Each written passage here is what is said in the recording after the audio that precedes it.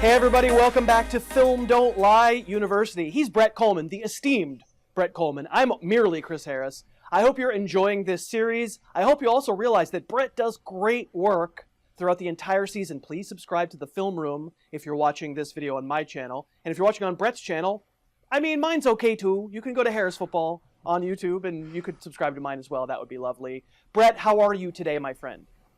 I'm doing good. Ready to talk some wide receivers.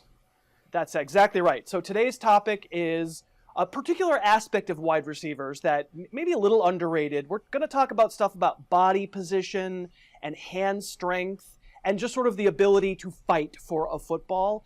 And I think a lot of times when you watch film or just when you watch a game, you know what you're seeing when you see it, just a big, strong dude doing something looking big and strong. But I think it can be an underrated part of both, contested catches. We want those for the purposes of fantasy football or for our NFL teams. And then also getting yourself in a position where you can maybe make a play that another receiver might not make. To give us an example of what I'm talking about, show me Michael Thomas, who I think may be verging on your favorite receiver in the league right now, and he certainly is strong on the ball. He's nasty, and that is one of the big parts of his game is being strong to the football and just kind of being able to kind of out-muscle people over the middle of the field.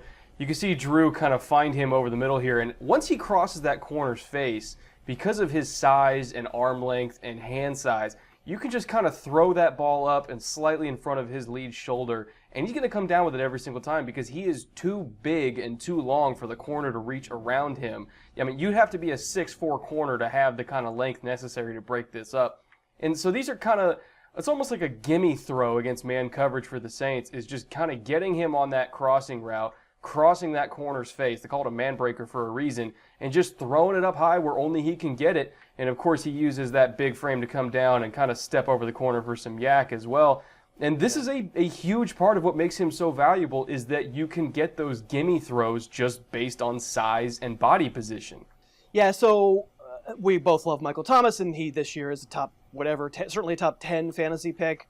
And I think I almost picked out like a Kelvin Benjamin play where he was just big and sort of blotting out the sun. I think what's special about Michael Thomas in that particular situation is not just the fact that he's big and that he comes into the league with just super rangy, long arms, but what the trust that it means. You talked about it, the trust that Drew Brees has that there's not a lot of danger in that throw. If we get that over the middle shot, like, what's a defensive back going to do? This is not just about pure size. It's not just about pure length. It's also about what those things engender in a quarterback. When you're watching a quarterback who's comfortable just lofting it up like that, I think you should take note of who that receiver is. And I'm going to go to it. As of us recording this anyway, we're dating ourselves a little bit. Dez Bryant's not on the Cowboys anymore.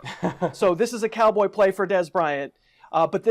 So this is one where, again, I think you have a lot of trust between Dak and Dez. Now, Dez does a lot of nonsense at the top of this route, at the beginning of this route. A lot of shaking his feet to try to shake Traymon Williams. And I'm proud of Traymon Williams because he's not really buying it. He's kind of sticking with him. He's like, I'm not scared that Dez Bryant's going to run by me, so I can undercut this route. I can be right here. And in the end, you and I were talking before we recorded, like, this is pretty much a 50-50 ball. I wouldn't have been shocked if either guy caught this ball because Traymon Williams plays it really well. And what I like about Dez in this case, and any receiver who has his quarterback's trust to the point where they're willing to kind of just put it in there and trust that, dang it, Dez is just stronger and is a monster and has strong hands and is going to go get it. And if you can and Dez does consistently, a lot of receivers consistently win those 50-50 balls. If you have a guy you're watching on Sunday who does that, again, for me, that's a special quality. Yeah, and that was the main value of Dez throughout the years, that he could take those 50-50 balls, and really when you throw it to him, they're more like 80-20. And he's not going to separate from you, but he's so big and strong and physical that he doesn't really have to. And kind of looking at an opposite kind of play here, it's another very talented. Contrast, yes. Yeah, the contrast. It's a talented receiver. Nobody's questioning Devante Parker's talent in Miami. He's big, he's fast, he can jump out of the gym, all that kind of stuff. Similar to how Dez was when he was coming out of Oklahoma State. But the difference is that Devante Parker does not play like Dez Bryant. He doesn't have that innate physicality and toughness in his route running to put his body in a position to take advantage of his size advantage.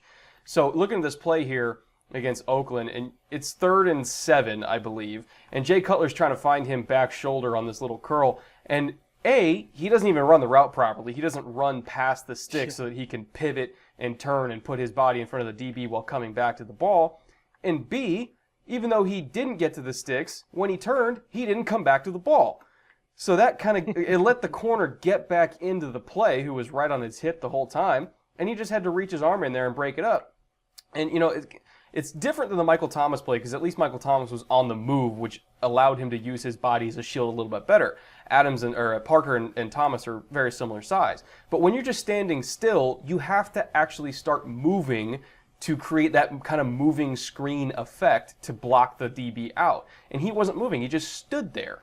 So he wasn't playing physically, he wasn't fighting through contact for the catch, and he wasn't even running a proper route to help out his quarterback. And this is something you pay attention to when you're looking at a big receiver. Don't just assume that back shoulder balls are going to be automatic. Don't just assume that they're going to be huge red zone threats, because if they can't run these routes properly and the quarterbacks can't trust them to fight for the ball through contact, guess what? They're not going to get those targets, which is going to impact their production. 100%, Brett. That's so smart. And we hear announcers all the time talking about coming back to the ball. We're a little bit trained to understand that, but this is a big receiver. This is supposed to be his forte, his bread and butter. It's so well said that he's not using his body, he's not using his physicality. If you see that, you said it right. Like, don't trust that just because a guy comes out and is big that he's automatically physical. That's so right. Let's move on to a different body control type topic here. And this is kind of the in-flight adjustment. This is the in-flight movie when the ball's in the air, right? And we're going to look at Robert Woods. This is the wild card game against Atlanta last year, where a defender's on his back playing it fairly well, and Robert Woods is on the dead run. The throw's a laser, and I love, first of all, that his hands go up at exactly the right time. And then the timing winds up being perfect there as he lays out. And I took note particularly when I was watching this on film of the receiver's head. He's really still. His head stays very still, even as his body, so relative to his body, I mean his head's not staying. In Euclidean geometry, his head is not staying still, but relative to the rest of his body, it's not flying all over the place, and that's how he keeps his eye on the ball and is able to adjust to that ball in the middle of the route. Yeah, and one thing I want to point out here is you can see, as the ball is in flight, it's coming down on its trajectory.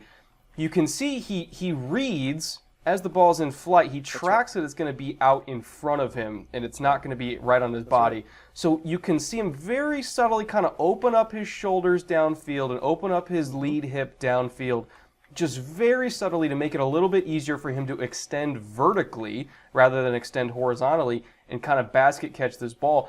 If he didn't read on time that it was going to be that far out in front of him, then he would not have opened up his shoulders in time, which means he would not have been able to extend in time, and that would have been incomplete. So very good ball tracking, very good hand-eye coordination from him to realize where the ball was going to be and how to position his hands in the right spot. And similar kind of thing here with Sterling Shepard, who has incredible ball skills. People don't really pay attention to him because he's a slot receiver, but man, this dude can track the ball in the air. You can see him kind of win on this little lean snap out, kind of running a little bit deeper on the corner, maybe expected the ball to be left out a little bit farther, but you can see it's coming back to the ball. He's tracking it well in the air. He knows it's going to be short, so he's able to kind of flatten that route down, dive down, scoop it up off the ground. I mean, this is really, really, really good ball tracking, because as he's kind of leaning into the corner, he doesn't know where the ball is. Eli's about to throw it. He doesn't know where it is. Turns his head as he breaks, recognizes it's short, and then takes 3 or 4 steps to kind of adjust to that right after he finds the ball. I mean, to be able to find it that quickly and then adjust that quickly, that is very, very special ball skills. And that's why his catch rate is so freaking high. It's because he can find the ball instantly in the air and always get himself in the right spot. Right, and this really isn't something that's going to appear in the 2-minute highlight of this game. It's not the Odell Beckham one-handed catch. It's not the tippy toe dramatic. It's sort of an understated, brilliant play, because for all the reasons you just said, where picking up, tracking the ball, being able to adjust your feet so quickly that you're bending the route off to the outside like that. I think I really want folks to be on the lookout for catches like this, because this is why, for example, Sterling Shepard is higher in our estimation than most people when it comes to fantasy football, because we don't worry about workload. We think, no, there are going to be plays because a special player is going to warrant 6 targets a week. And if he gets 6 targets a week, it's probably good enough for him. I think this is the kind of thing that maybe if you're watching the Giants 49ers, you don't really even take notice of. You're like, oh, nice catch. Okay, good. Move the chains. It's only when you kind of get a sense of how well he adjusted that you say, okay, not a circus catch, but again, trust engenders so much trust. Eli there.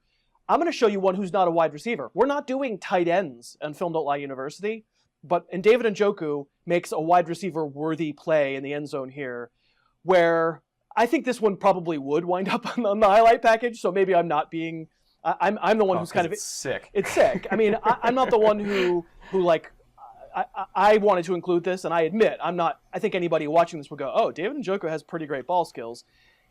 But it's another great example of a route adjustment where I don't even think it's all that good of a route, but when he sees the ball gets thrown, watch his hips flip, right? And get pointed the other way fast. When we talk about somebody having loose hips, the ability to bend, the ability to open up his hips, that's exactly what we're talking about. So if you ever hear on my channel or on Brett's channel this idea of look at his flip his hips, or he's got loose hips, or he bends, I know you like to use that analysis a lot, which is the bendability of someone's hips. That's beautiful. It's not just about being the kind of athlete who is big and jumps high. It's about adjusting mid-flight, and like it's kind of an indifferent little route, and boom, you get a touchdown. Yeah, guys like Cameron Brate are not making that catch because they're too stiff. They can't open up quick enough. And not to mention, he might not have the same hand strength in Njoku to really just kind of lean back and fully extend and just kind of bring that thing in. That is an impressive catch. As impressive a catch as you'll see from any tight end this season. I mean, that is truly special, and hopefully it's a sign of things to come with him. Hey gang, quick break. We wanted to thank Lisa for sponsoring Film Don't Lie University today. I've had a Lisa mattress for a couple of years. I have a notoriously bad back. It's improved so much sleeping on this mattress. Now, just because some dummy on YouTube says that a mattress is comfortable doesn't necessarily mean that you'll think it's comfortable. Lisa knows this. That's why they give you 100 risk-free nights to try out your new mattress. And if you don't love it, call them up, let them know. They'll get it picked up. They'll refund you, no questions asked. And we can get you a really good deal. If you've been thinking about getting a new mattress, just click the link that's below me in the show notes. It's lisa.com/FDLU for Film Don't Lie University. You'll get $160 off your new Lisa. Or if you want their Sapira mattress, you get $235 off. It's a great deal. They're a great sponsor. We thank them very much. Let's get back and watch some more film. Okay, so let's pick it back up again. We just looked at some really good in-flight adjustments as far as receivers go. What does it look like when you see someone maybe not making such good adjustments? We've got Dante Moncrief here, and it's not that impressive a play. It's a deep in-breaking route where I thought it was thrown okay, and Moncrief doesn't do the quarterback any favors. This is probably part bad route running. He doesn't really continue to the inside and finish the route. I think partly maybe he's misreading that there's going to be a safety there and he thinks he's going to get his head knocked off. But I as bad as I think the route is, I also think it's a bad example of running through the catch. That's something else that you'll hear a color commentator on a Sunday game say all the time. Look at him run through the catch. And I really kind of felt like, especially the Sterling Shepard play that you showed us earlier, that's about finding the ball and then running through the ball. And my goodness, I think it's very clear right here. Maybe because he's concerned about his safety, he does not run through the ball here. Yeah, what I see is Tyrann Mathieu kind of hanging out in a short zone there. So Brissett's trying to leave the ball way in front of Moncrief so he can get out of Mathieu's range. And Moncrief doesn't recognize how far in front of him the ball is. So he doesn't realize that he needs to dive for this thing until the very, very last moment.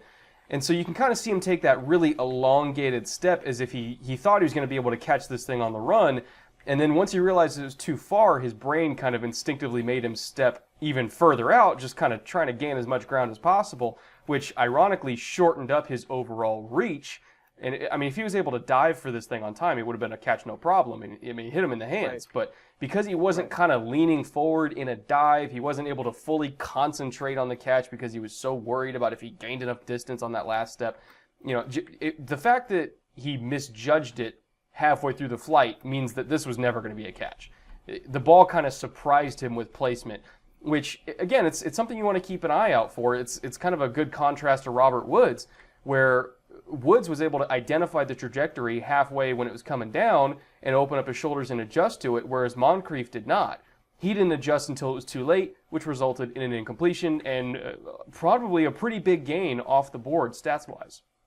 Let's move on to one final topic that it goes along with these ball skills / just sort of being available and earning a lot of trust. And I know you love this guy. We already talked about him once already. Could we just do a video maybe sometime where we just show Michael Thomas clips? Because that would probably be Brett Kollmann's dream. Talk to me about this play in the wild card game against Carolina where Michael Thomas makes quite a grab. He's got 10.5-inch hands, and he needed all 10.5 inches to make this catch. And it goes to show how it's not just about body position. Sometimes it just comes down to how friggin' strong you are in your hands to be able to hold on to this ball. I mean, he catches it with his fingertips. I mean, there's a lot of receivers where even if their hands are in the right spot, their body's in the right spot, the ball's in the right spot, their hands just are not strong enough to complete the catch. But Michael Thomas, because they're so friggin' big and strong, he's got like bear mitts for hands. He's able to latch onto this thing. I know the gloves help, but still, I mean, strength matters. He's able to latch onto this ball, bring it into his body, complete the process of the catch, get him down to the 1-yard line. I mean, it's rare to find a receiver who is that strong in his hands that if it even touches his hands, that's a catch. That's hard to find in the National Football League for sure. Yeah, because he's essentially catching it with the last joint on each finger. If you're seeing a player with that sort of, again, this all sort of swirls into a cycle of talent that leads to trust from the quarterback, that leads to more opportunities, that leads to more plays, that leads to more trust. It's a big cyclone that you want your players to have, whether you're an NFL team, whether you're a fantasy owner, whatever. And this kind of play, just if you see somebody picking it off the turf like this at the full dead stretch, that's ridiculous. AJ Green's been doing that for years, and I picked out an AJ Green play. We could have shown Odell Beckham with the one-handed catches. We've seen him warming up before games where he's catching it one-handed. There are YouTube channels devoted to one-handed catches. So for me, this screams like huge hands, man hands, strong hands. if you're scoring at home, where I'm not sure this is showing up in the highlight package because it's an amazing play, but I'm not sure it's the one where you go, oh, it was with one hand and he trapped it against his helmet. No, this is just, Jason McCourty, number 30 there, he pretty clearly does nothing wrong. He's on his man. He's got him pinned to the sidelines. But to snatch the ball like that, it is spectacular, but it almost gets overlooked in that universe where the one-handed trapping it against your helmet, incredible, the Antonio Brown special has kind of become the gold standard for highlights. I don't want to lose sight of this play either. I think this play right here is the culmination of everything we've talked about because it shows a big 6'4" receiver with long arms who's able to outmuscle DBs. The quarterback throws it high, just like that first Michael Thomas play we looked at. He trusts him to go get it. The DB isn't in a terrible position, but because he's just not as big and not as explosive, he can't go up and contest the pass. He's got the hand strength like Michael Thomas to kind of, even if he's contorting his body in midair, he's able to go up and grab it with the fingertips. And then he has the body control and awareness to toe tap his feet as he's getting out of bounds and hold onto the ball with one hand so that he doesn't lose control during the process of the catch. This is exactly what you look for in route running, body control, using size to your advantage, hand strength, understanding how to control the ball and control your fall so that you don't lose control of it to complete the catch. This is teaching tape for every receiver on how to use your body to dominate at the point of the catch. And unfortunately, it's also the exact opposite of our final example, which is a negative example of how not to use your body, and how maybe hand weakness can cost you a sure catch, even if you are in the right spot. And it's Zay Jones. Yep. This is game on the line at the very end of week 2 against Carolina. And it's almost like a similar kind of adjustment that David Njoku had to make, where he's planting, he's opening his hips, he's diving backwards, he's fully extending. But unlike Njoku, and unlike Green, and unlike Thomas, he doesn't have the hand strength to bring that thing in with just his fingertips when he's reaching all the way out, putting every inch of his arm length into this catch. He can't finish it with just his hands. He doesn't quite have the hand strength. He's only got 9-inch hands, which again that's why scouts look at hand size for receivers, is so you can make catches like this. But you can see it's off his fingertips, and he doesn't quite have the strength to finish the catch. So it's a really great contrast to stuff we've already looked at, and it's something you should really pay attention to, where on these fully extended catches, even if it might bounce off a hand and the announcer says, oh, it's a tough catch, we shouldn't really discredit him for not making it. We really should, because there are receivers out there in the league that make this catch and that give you those extra 20 points at the end of a game that can win you a week in fantasy. Those receivers do exist, and you should draft them. Absolutely right. And so, I mean, this is what we do. We look at film all day, and when we're trying to decide whether we think a wide receiver is a good prospect or is a good rookie or is overrated or has hollow numbers or will produce better numbers, this is an example of some of the things that we look for to make those decisions. And hopefully, going forward, you can as well.